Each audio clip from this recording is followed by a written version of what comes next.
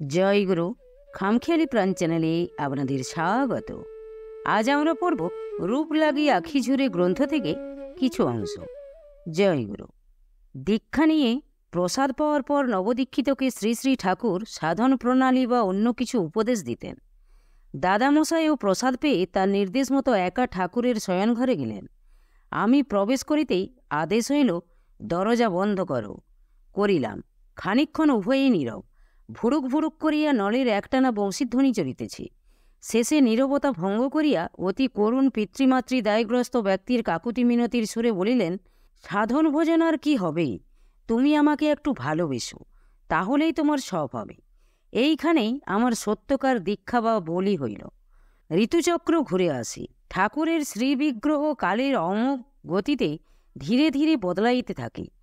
1316 সালে তার মুখে সামান্য একটু গোফের আভাস দেখা যায়। 30 বৎসর বয়সেও ভালো করে যার দাড়ি গোপ ওঠেনি, ক্রমে তার মুখমণ্ডলে পাঞ্জাবিদের মতোই গালপাট্টাওয়ালা দাড়ি গোপ দেখা দিল। আগুনের মতো রং হয়ে এলো স্তিমিত প্রভ। স্বভাবরক্ত ওষ্ঠাধার তামাকের ধোঁয়ায় কালো হয়ে গেল। চিদানন্দ মহারাজ, যাকে তপক্লিষ্ট ছিপছিপে চেহারা বলেছিলেন, শিবদয়াল দাস যাকে বলেছিলেন পাতলা মানুষ, ক্রমে তার সেই তনুদেহ কেবল দৈর্ঘ্যে নয়, দৈর্ঘ্যে প্রস্থে সত্যই বিরাট কলেবর হয়ে উঠল। যোগেশ্বরদার বিরাট মূর্তি আর ফণীবাবুর বিরাট মূর্তি, এর মধ্যে বিস্তর প্রভেদ। একদা যে অলোক সামান্য রূপকে আশ্রয় করে গুরুভাব আবির্ভূত হয়েছিল, এবার সেই রূপকে আড়াল করে ভাব হয়ে উঠল মুখ্য, দুর্নিরীক্ষ মহাদ্যতি গুরুভাব। ফণীবাবুর লেখায় এর আভাস রয়েছে। হরিহরের মিশ্রণে এক অপূর্ব মানব। একদিন দুর্গাপুরের মালিরা যে রূপ দেখে কাজ ভুলে চেয়ে থাকত, এখন সেই মানুষকে দেখে ঢাকা স্টেশনে সাধারণ এক গ্রাম্য মুসলমান বলে ওঠে, কি গহীন মানুষ রে বাবা। গহীন শব্দটি সংস্কৃত গহন শব্দের অপভ্রংশ। তার ব্যঞ্জনা হল দুরধিগম্য, দুর্বোধ্য, অপার রহস্য। দুটি দেখায় নিরক্ষর অতি সাধারণ মানুষের চোখে দেখা, কিন্তু দুইয়ের মধ্যে কি গভীর পার্থক্য। সত্যই ঠাকুরের শ্রীবিগ্রহকে আশ্রয় করে ধীরে ধীরে ওই দুরধিগাহ মহিমায় স্ফুটতর হয়ে উঠতে থাকে। তখনও তিনি রূপবান, কিন্তু সে রূপের ব্যঞ্জনা অনেক বদলে গেছে। আসামবঙ্গীয় সারস্বত মঠের ঠাকুর নির্বাচিত দ্বিতীয় মহান্ত শ্রীমৎ স্বামী প্রজ্ঞানন্দ সরস্বতী সেই মহৎ মহিয়ান ভাবরূপের অতুলনীয় বর্ণনা আমাদের জন্য রেখে গেছেন।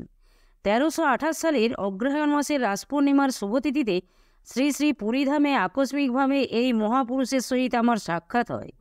তাহার সৌম্য দর্শন ভাবময়, গুরুগম্ভীর লাবণ্যমণ্ডিত জ্যোতির্ময় মূর্তি আমার চিত্তাকর্ষণের প্রধান কারণ হইল। শ্রী শ্রী ঠাকুর বলতেন, 30 বৎসর লোকসমাজে ঘুরেও আমি মানুষ চিনতে পারিনি। প্রজ্ঞানন্দ মহারাজ সহজে ঠাকুরের অন্তরঙ্গ হতে পারেননি। তিনিও পরিণত বয়সে ঠাকুরের কাছে এসেছিলেন। কর্মজীবনে ছিলেন পুলিশ বিভাগের চাকুরিয়া। সুতরাং গুরু শিষ্য উভয়কে ভালো রকম পরীক্ষা করে নিয়েছিলেন। সেই পরীক্ষার ফল কি দাঁড়ালো? প্রজ্ঞানন্দজি অনন্য সাধারণ ভঙ্গিতে তা প্রকাশ করেছেন। একসঙ্গে বলেছেন ঠাকুরের রূপ ও গুণের কথা। তাহার প্রকৃতি অপরের মনোহারী, ললিত, শান্ত, স্থির, ধীর, সমুদ্র তলের ন্যায় অগম্য, অগাধ এবং গম্ভীর ছিল। বিনা প্রয়োজনে উদ্দেশ্যবিহীন আলাপ আলোচনা তাহার প্রকৃতি বিরুদ্ধ ছিল। তিনি ধীর, স্থির, শান্ত, মধুরভাবে অধীরূঢ় থাকিয়া স্তব্ধ গম্ভীর হইয়া স্বস্বরূপে অবস্থিতি করিতেন। চাঞ্চল্য মাত্র লক্ষিত হইত না। মেরুদণ্ড ও গ্রীবা সরল রাখিয়া স্থিরভাবে বসিয়া ঘণ্টার পর ঘণ্টা অবলীলাক্রমে অতিবাহিত করিতেন। বিনা প্রয়োজনে কদাচিৎ অঙ্গ সঞ্চালন বা প্রয়োজনবোধে স্ব ইচ্ছায় দু একটি বাক্য বিনাশ করিতেন। লক্ষ্য করবার কথা, ঠাকুরের সৌম্য মূর্তি প্রথমে তার চিত্তাকর্ষণ করলেও তার কথা বলতে গিয়ে প্রজ্ঞানন্দজি আগে বলেছেন তার গুণের কথা, তারপর তুলেছেন তার অলৌকিক ভাবকান্তির কথা। মানুষ হিসাবে তিনি আমার চিত্ত অধিক আকর্ষণ করিয়াছিলেন।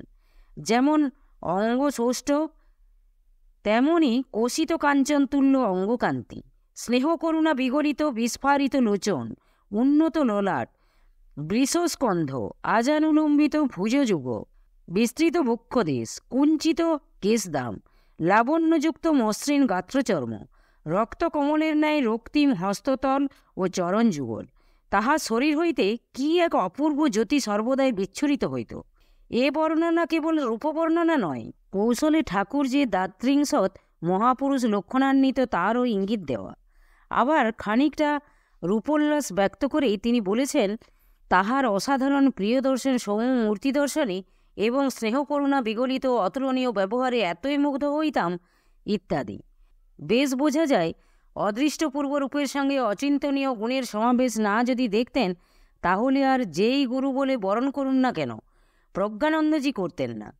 তার কেবল রূপ লাগিয়ে আখি ছুড়ে নয়, গুণে মন ভোর। তিনি আগে দর্শনধারী হয়েই এসেছিলেন বটে, কিন্তু তাতে তার মন ওঠেনি। তাই গুরুকে যথাবুদ্ধি পরীক্ষা করে তিনি বলছেন, তার কৃপায় আমি তাকে জানলাম, মৃন্ময় দেহে তিনি চিন্ময়। তাহার স্বরূপ শক্তি এবং অপ্রাকৃত ভাব প্রাকৃত ইন্দ্রিয়ের বিষয়ীভূত হইবার নহে, কিন্তু ভক্তি প্রেমানুরাগে রঞ্জিত ভক্তচিত্তে এবং অন্তরিন্দ্রিয়ে বা তৎকৃপালব্ধ চক্ষে উহা প্রত্যক্ষীভূত হইতে পারে। এই মুখবন্ধ করে প্রজ্ঞানন্দ মহারাজ তার সদ্গুরু অপ্রাকৃত ভাবের যে বিস্তারিত বিবরণ দিয়েছেন, এমন আমরা আর কোথাও পাব না। তিনি সত্যবাগ ও প্রিয়ংপদ ছিলেন। যতকাল তাহার সাহচর্য করিয়াছি, তাহার মধ্যে কখনো তাহাকে কটু, অশ্লীল বা অনার্য ভাষা বা বাক্য প্রয়োগ করিতে শুনি নাই। তিনি প্রতিভান্বিত, সুবুদ্ধিমান, সুপণ্ডিত, সর্বকর্মে পারদর্শী, সূচিমান, চতুর এবং শাস্ত্রচক্ষু ছিলেন। তিনি শাস্ত্রের মর্যাদা রক্ষা করিয়া চলিতেন। পরমহংস সন্ন্যাসী হইয়াও শাস্ত্রবিধি উল্লঙ্ঘন করিতেন না। তিনি কৃতজ্ঞ ও মান্যমানকৃত ছিলেন। তিনি বলিতেন, অকৃতজ্ঞতা ও কৃতজ্ঞতা অপেক্ষা মহাপাপ আর নাই। তিনি দেশ কাল পাত্রজ্ঞ ছিলেন। তিনি যে দৃঢ়বত ছিলেন, তাহার সাধন জীবনী তাহার জাজ্জল্যমান প্রমাণ। তিনি ক্ষমাঘন বিগ্রহ ছিলেন। অনেক সময়ে তাহার ক্ষমাশীলতা মাত্রা ছাড়াইয়া যাইত বলিয়া আমার মনে হয়।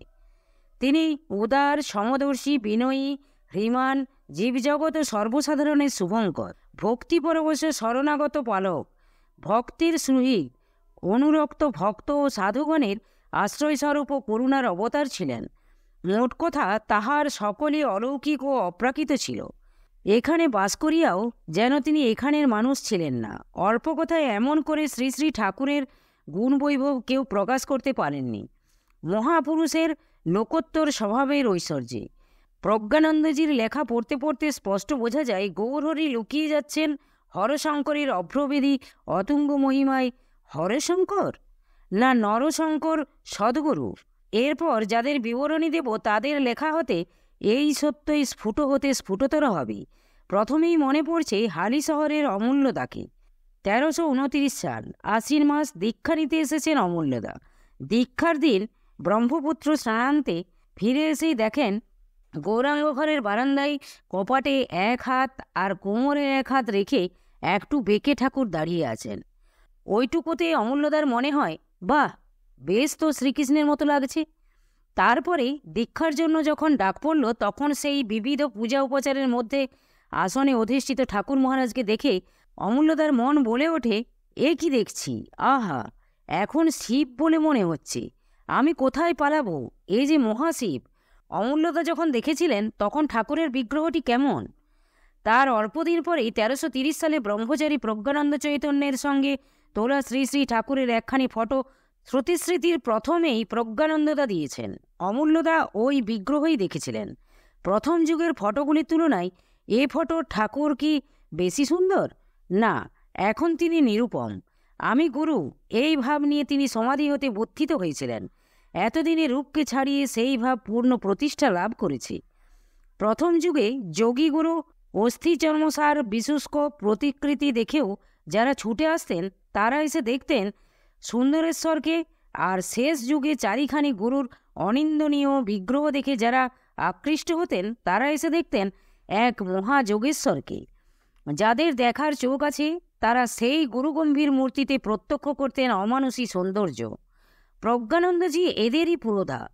সোজাসুজি বললেন, মৃন্ময় দেহে তিনি চিন্ময় ছিলেন, অর্থাৎ চণ্ডীদাসের সেই পদ। এ দেহে সে দেহে একই রূপ।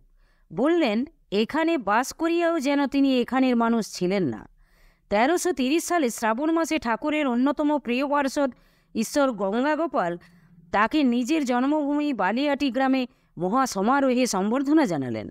গ্রামবাসী গঙ্গাগোপালের কণ্ঠে কণ্ঠে মিলিয়ে প্রাণের দরদ দিয়ে গাইল, এসো প্রেমময় নিগমানন্দ গৌর অবরবি কীর্তিমান, এসো জ্ঞানবান এসো গুণবান বিপুল বিদ্যা কৃপানিধান, দীনহীন ভক্ত আমরা সবাই কি পূজা তোমারে করিব দান, ধরো সদ্গুরু ধরো উপহার মিলিত ভক্তের আকুল প্রাণ।